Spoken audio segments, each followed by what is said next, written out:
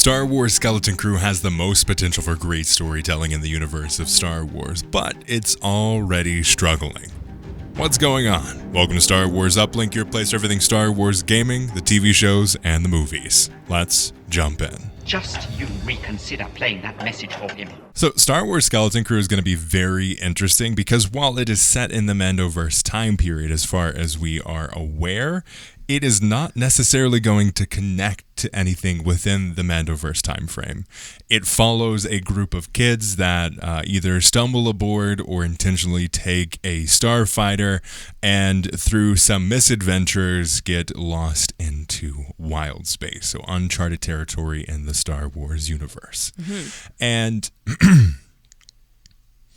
so the premise sounds very interesting. I was able to watch the trailer for it at Star Wars Celebration last year, and I was quite a fan. It feels very 1980s childhood storytelling, movie type experience. All of the small bit that we saw at Star Wars Celebration, the actors look great. They seem like they know what they're doing. They didn't seem very wooden, at least from my perspective, in that probably 1 to 2 minute trailer. Jude Law looked incredible, and it looks like it's going to take some of the inspiration from the original Star Wars movies and kind of bringing it to the modern era. I've heard it described as classic Amblin-style Goonie-esque storytelling. Wow. Which I'm all for. It also has a powerhouse of directors, from The Green Knight to Everything Everywhere All at Once, to Bryce Dallas Howard, who's done some of the best Star Wars directing in the TV shows. We've got quite the powerhouse here when it comes to the directors creating some incredible, smaller scale stuff. And I think everything is telling me this is going to be interesting. It's certainly something that we haven't seen from Star Wars in a while, at least. Yes. Yeah, I mean, the whole premise around, like, having kids in your show being the main focus sounds very anti-Star Wars, but at the same time, I think it could really work. Yeah, I mean, Star Wars was it wasn't a movie starring kids for kids, but it was a kids movie. Yeah. Like, it was the family movie of the decade at the time. And it didn't necessarily have, like, the childhood audience type thing. But if you look at, like, E.T., The Goonies, and various other films, and then inspiration of that with, like, Stranger Things being direct correlation and directly inspired by many of those types of movies, I feel like they're on good footing here. Yeah.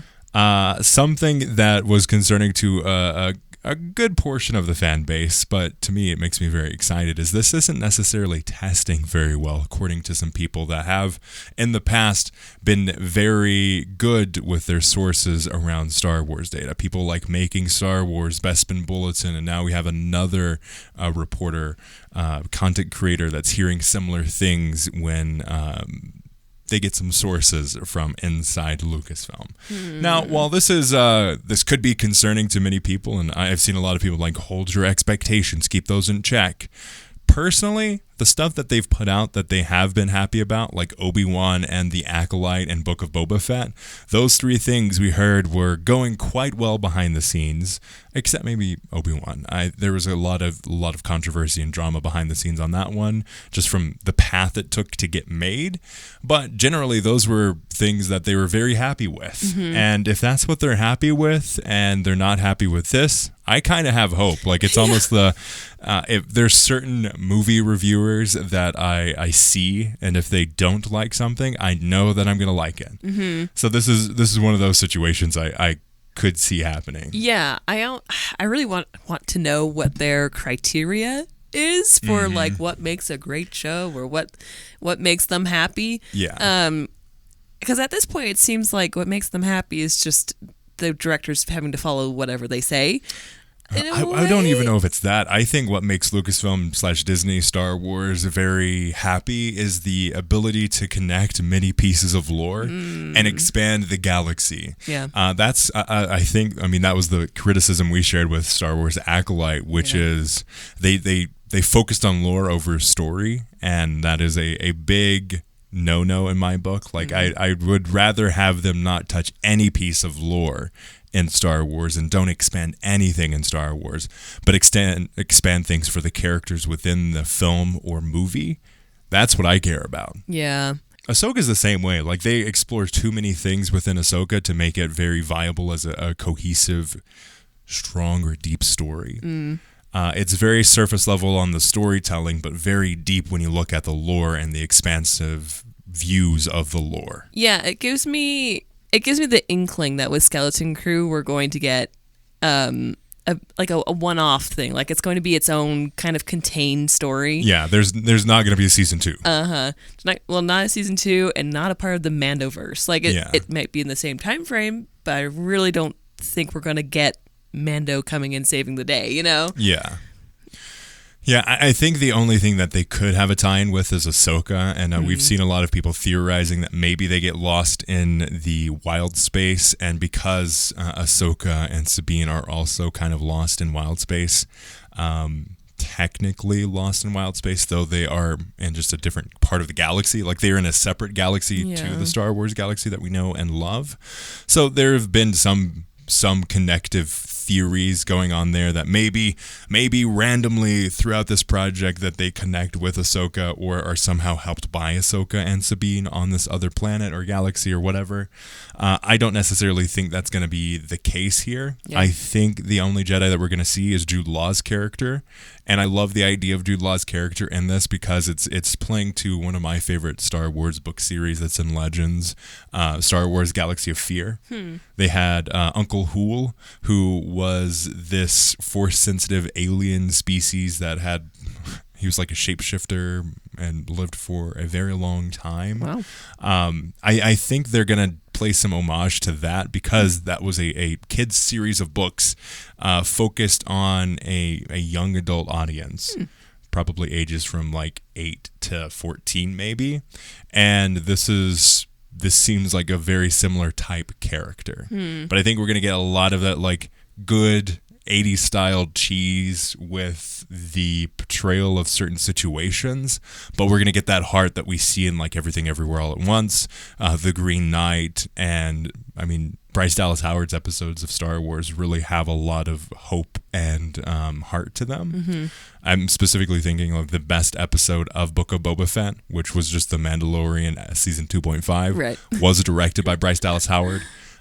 She did some great stuff in Mando season 2 as well. I wasn't the biggest fan of her episode in season 1, but she's shown herself to be an incredible director of people and of those smaller moments. So I think there's great potential there.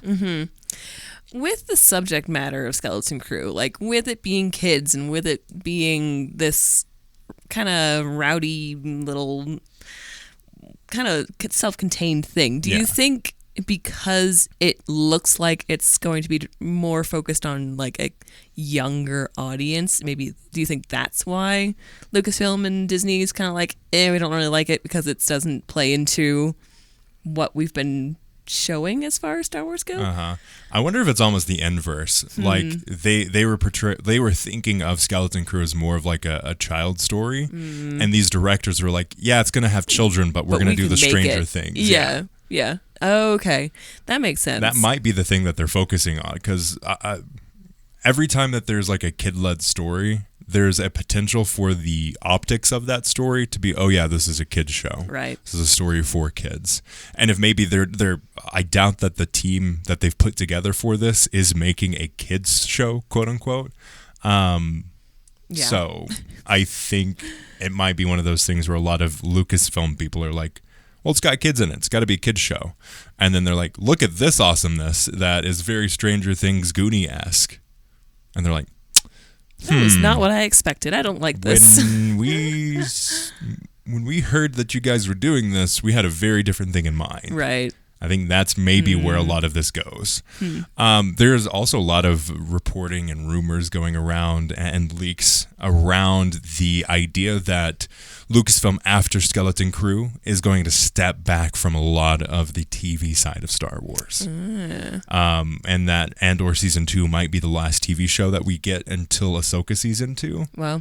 Which could be anywhere from like 2026 onward, because there have been quite a bit of reports that it's not going as quickly as they would have expected. And I am hopeful around that. I think Dave Filoni has mastered the art of animated storytelling, but he has tons to learn when it comes to live action directing.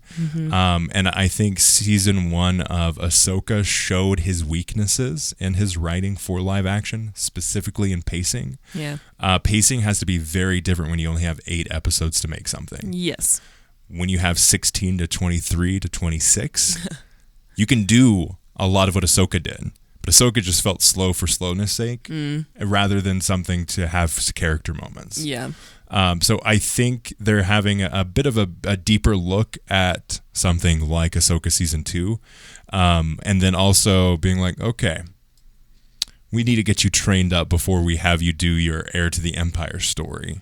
And he's also going to be doing some great learning as he helps with Jon Favreau's directing of the Mandalorian and Grogu movie. Right.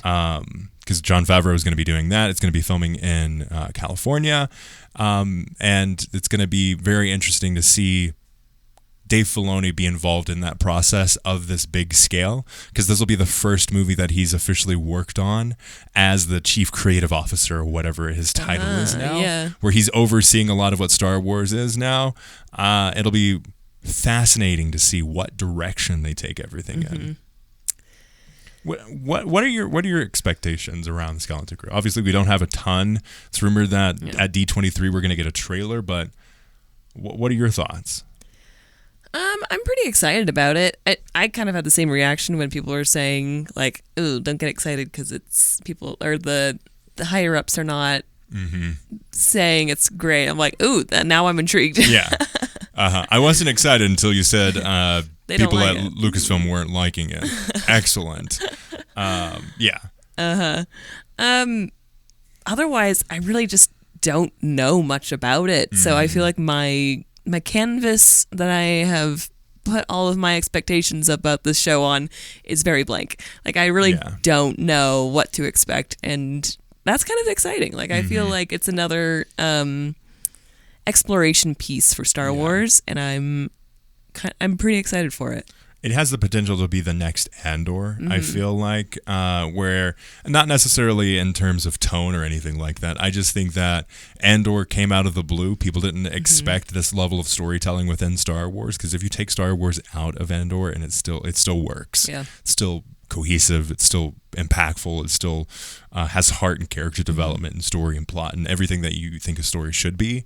It also has the thing going for of where Andor succeeded because they had great storytellers and experts in their craft that were given a blank check to go make something that was incredible, focused on story first, lore second. Yeah. Honestly, lore probably even third in this case. And Skeleton Crew has this potential because they have incredible directors, a great idea in terms of the grounding aspect of 1980s movies, and this kind of coming of age story of kind of like discovery of self in a way. I think there's so much here that has all of the green flags or the beige flags coming up for me of like, this could be something very special with Star Wars. And the fact, like you said, of Lucasfilm, Disney being like, I don't know about this, that has me very excited. Because if you look at, like, there's been just tons of controversies and creative differences. That's been the big term thrown around when anything gets canceled at Disney and Lucasfilm. So I think there's potential here for, hopefully the contracts were written well enough that this show actually comes out and they're able to pull something very cool off in Star Wars. So with the gap of these TV shows, I think I'm both like happy for that and also a little like apprehensive because it's gonna be kind of sad to get less Star Wars. Yeah. But at the same time, it's like, okay, maybe without them just pumping out all this stuff, maybe they'll actually have more like gumption to put behind all of this, or like, I'm gonna be really curious to see how this works out. If they'll be able to sustain that, in a way. there's a lot of thoughts about that. Well, we've had the discussion on the podcast about I think a big part of the toxicity within the Star Wars fandom is just how much Star Wars there is. When you only have Star Wars every 2, 3, 4, 5, 6, 7, 8 years or what have you, there is a potential for obviously there's a large core audience that sticks around, but a lot of the people are kind of like, okay, I will come to watch Star Wars when it's special. And I feel like the specialness of Star Wars has kind of been taken away with how frequently we get it. And honestly, I think the speed at which they're bringing these things out, like the Acolyte, Ahsoka, Book of Boba Fett, and Obi Wan Kenobi, would have benefited greater from a little bit more time to review and edit that story from a storytelling perspective. Like, get that script finely tuned before you start shooting. But the fact that they kind of had this decree from above when Bob Chapek was part of Disney, where we need as much content on Disney Plus that is only available on Disney Plus as quickly as we can. And I think that greatly inhibited the types of stories, and also just added a layer of toxicity, because the amount of good, undeniably great Star Wars projects that we've gotten has been limited because of how frequently and how quickly they need to get taken and put out. Because you've got Andor and Mandalorian Season 1. Those are the two standouts for me. Season 2 was kind of like the beginning of the end, especially with that introduction of Luke Skywalker and Ahsoka. Like, it just became, it grew bigger than what Mandalorian kind of needed to be. And then that just kind of kept the ball rolling of they looked at the TV shows as a way to expand the Star Wars universe without asking why they should expand the Star Wars universe. I like that. Yeah, it's kind of sad that this is where we're at in Star Wars, where it's like, no, let's sit with that longer, please. It's like we want all the stories, because all of it sounds really good. Yeah, everything, like from Acolyte and Obi Wan, it was like, wow, this could be really good. Yeah, a Boba Fett show where he survives after the Sarlacc pit. Yeah, the story we've always wanted but never got. Yes. Oh my gosh. So they focused on fan service and lore over the storytelling. They never asked why they should tell these stories and what message they wanted to say. Yeah, what are you trying to say? Yeah. Star Wars needs to start asking, what are you trying to say? Yeah. Because it's always had something to say, you know, like with the original movies, and the prequels had a lot of stuff that they were saying about politics and how an organization can fall at the behest of one powerful individual that had more self-interest than honestly care for anyone else. When you look at the rise of Palpatine, and that's really the story, it's about the corruption of Anakin Skywalker and the rise of Palpatine alongside the corruption of the Jedi and the Republic. And that was the story that he wanted to tell about how democracy could fail, how someone could be corrupted when they were supposed to be the chosen one. And then if you look at the original trilogy, the story he wanted to tell was a love letter to Joseph Campbell and the story of 1,000 Faces and the hero's journey, but telling it from a point of view that anyone could get behind, while also telling a story about colonialism and anti-war movement and anti-Vietnam and the Viet Cong, and like how a lot of this is from the perspective of the people that are involved. Like, that's ultimately the Star Wars story. And then you go into The Force Awakens, which the motivation there was just to tell a story that alluded and carried on the legacy without saying anything. Exactly. But I think that's kind of the point. And like, I think because it's part of such a bigger organization now. Like, this is not just one man's story. This is Disney and Lucasfilm and all these other hands in the pie. People that have been impacted by George Lucas's story without looking at why they were impacted by George Lucas's story. Yeah. So now that there's a lot of hands on it, it's hard for that poignancy to come through in these stories. It should still be there. They still make... And you can tell it's possible, because if you look at Andor, boom, there it is. Or you look at anything else Disney. I mean, not anything else, but like other stories have good messages and other things that they're really trying to say. Are they making it big and broad and like about our world right now? Not necessarily, but they do have things they're trying to say. Yeah, I mean, if you look at Inside Out, it's a story about emotions within a young girl. And it just grossed almost $2 billion. Right. It's like people want things to say something, things to mean something to them, but Star Wars needs to find that voice. Yes. Find what it's trying to say. I would love for it to talk more like about what's happening in the world now. There's a lot going on, but it doesn't even need to say that, you know, like it's just needs to be relatable. Something. Say one thing really well. And I think Skeleton Crew has that potential. Let us know your thoughts on Skeleton Crew. What are your expectations with that? Are you excited? Are you not excited? Are you just kind of in the middle until you see more? Let us know in the comments below if you're watching this on YouTube, or contact at uplinkpodcast.com if you're listening to this wherever you find podcasts. As always, thank you for listening, and may the Force be with you.